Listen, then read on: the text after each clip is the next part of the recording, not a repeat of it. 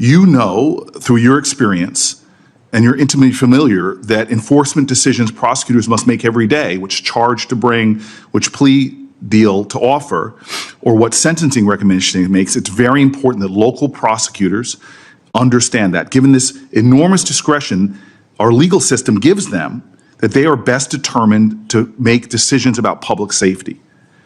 I'm very concerned that many people are starting to call for a time in our country where the Department of Justice should prosecute state and local prosecutors who exercise that prosecutorial discretion. As Attorney General, will you commit to respecting the autonomy of state and local prosecutors? Senator, we have to work together with state and local prosecutors. That's what I did my entire career. And if confirmed as Attorney General, I will continue to do that. They serve a vital function in our justice system. And you understand, like in my state, that sometimes they will decide not to go after certain low-level offenses in order to use their scarce resources to focus on the strategy of pursuing more dangerous people. Yes, Senator, I completely understand that. And those decisions shouldn't be politicized if they're part of a larger public safety strategy. No, Senator. When I was a state prosecutor, we used to sit down with the U.S. attorneys and talk about cases and work together. And that's what I'm discussing about bringing back the cooperation between state and local governments. I just want to continue. One of the most stunning hypocrisies I've found since I've been down here in Washington is every politician gives lip service to driving down gun violence. But the very federal authority, the Bureau of Alcohol, Tobacco, and Firearm, that is primarily focused on enforcing America's gun laws and keeping people safe, is hamstrung by federal leaders. The ATF's core responsibility is assisting in local law enforcement. When I was a mayor, I detailed local law enforcement to the ATF, but I'm stunned at how they have been stripped of resources, of their budget, and all of their capabilities to go after illegal gun running. When I was mayor of the city of Newark, we couldn't find one gun crime that was done with a legally purchased gun. But when I turned to the ATF leader at that time told me in private, we don't have the resources, support, or legal ability to go after these crimes. I am concerned about our ability to fight gun crime in America that threatens our law enforcement officers as well as people in communities from red counties to blue cities. Will you commit to doing everything you can to making sure the ATF has its resources and the legal power to pursue illegal gun runners in our country? Senator, I will do everything in my power to prevent illegal gun runners in our country. When I left being a state prosecutor to run for Attorney General, I almost didn't run because I was working on a wire case involving illegal gun runners. The DOJ issued in 2022 a use of force policy for its federal law enforcement officers. It was approved by the heads of the DEA, FBI, U.S. Marshals, and ATF, and many of them said it is actually a use of force policy that actually protects law enforcement officers as well as protects others from having their rights violated. It was also endorsed by the Fraternal Order of Police and NAPO, the National Association of Police Organizations. This policy is considered best practices in law enforcement. Will you commit to continuing this policy? Senator, I have not read the policy. I will review the policy and I will report back directly to you if I am confirmed as Attorney General. And consult with law enforcement, absolutely. And I would appreciate if you looked at the policy and I submit questions for the record, hoping that you can elucidate maybe more of your thoughts on this. Certainly. And then I will also say, as my last question, because I see my time has run out and I look forward to a second round, the DOJ issued a policy regarding chokeholds, which limited the use of no-knock warrants and chokeholds. It's worth noting that Florida has outlawed no-knock entries altogether since 1994.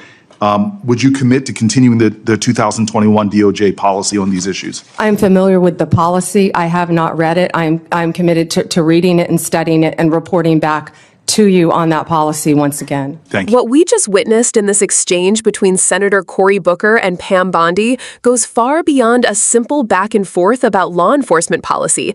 It strikes at the very heart of how justice is administered in America. Booker, drawing from his time as both mayor and senator, raises critical concerns about prosecutorial discretion, the role of local prosecutors, and how federal oversight sometimes risks undermining the autonomy that makes our justice system function. Think about it this way. Every day, prosecutors across the country have to decide what charges to file, which cases to prioritize, and when to seek harsher sentences. These aren't just technical choices. They reflect strategy, community needs, and finite resources. As Booker points out, sometimes it makes far more sense for local prosecutors to pass on minor, low-level offenses in order to dedicate their time and energy to tackling dangerous criminals. That flexibility, that discretion, is what makes the system adaptable. And when politicians start demanding that the Department of Justice prosecute prosecutors themselves for those decisions, it risks weaponizing justice instead of strengthening it. Booker also raises one of the most under-discussed yet urgent issues in American public safety, gun violence, and the chronic underfunding of the ATF, the Bureau of Alcohol, Tobacco, Firearms, and Explosives. Despite all the political rhetoric about reducing gun crime, the agency most directly responsible for cracking down on illegal gun trafficking has been systematically stripped of power and resources for decades. This is not by accident. It's a direct result of lobbying and political pressure that has left the ATF unable to do its job.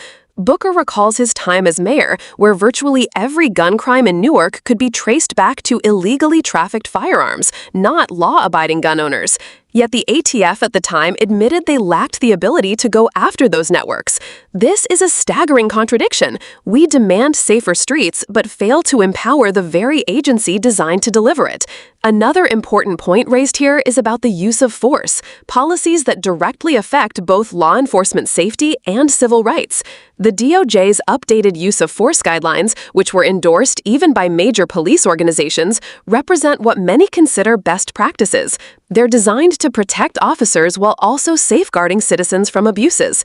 But as Booker highlights, policies like these should not just be left to the whims of whoever is in power. They need to be reviewed, codified, and enforced consistently if we are serious about trust in law enforcement. Finally, there's the issue of chokeholds and no-knock warrants. Booker makes it clear, some states like Florida have already outlawed no-knock entries for decades, recognizing the dangers they pose. The DOJ's 2021 policy sought to restrict their use, but the bigger question remains, will that policy survive, or will it be watered down depending on the Attorney General's personal stance? These policies are not just about tactics, they are about life and death, accountability, and how the public experiences justice in real time. This exchange underscores why confirmation hearings matter so much. It's not about personalities or partisan fights. It's about whether the people put in positions of enormous power will truly commit to fairness, transparency, and evidence-based policy. Booker is doing what oversight is supposed to do, holding nominees to a standard that transcends politics and asking the questions that affect real communities on the ground. And here's where we, as engaged citizens, come in. These discussions might sound like inside the Beltway policy debates, but their consequences ripple out to every community in America, from how safe our neighborhoods are, to how justice is applied, to whether our rights are respected. So the takeaway here is clear. Accountability, resources, and consistency matter. If we want a justice system that truly serves the people, then leaders at every level, local, state, and federal, have to uphold those values.